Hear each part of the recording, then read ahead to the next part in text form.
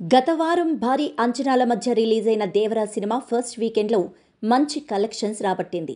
సోమవారం వసూళ్లు డ్రాప్ బాగా ఉన్నప్పటికీ దసరా సెలవులు సినిమాకు కలిసొస్తాయనే భావిస్తున్నారు.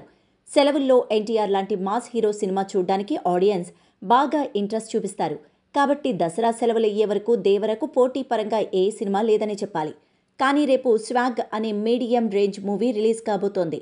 ఇప్పటికే రిలీజ్ అయిన టీజర్, ట్రైలర్ ఆడియన్స్ను బాగానే ఆకట్టుకుంది. టీం కూడా సినిమాపై చాలా కాన్ఫిడెంట్గా ఉంది. వారి నమ్మకం నిజమైతే మాత్రం స్వాగ్ శ్రీవిష్ణు కెరీర్లోనే బిగ్గెస్ట్ హిట్ కావడం ఖాయం.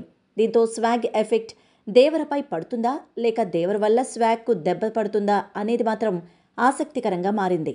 ఇక దేవరతో పాటు రిలీజ్ అయిన కార్తీ సత్యం సుందరంకు మంచి టాక్ వచ్చినప్పటికీ దేవర ఎఫెక్ట్ వల్ల సినిమా నష్టపోయింది.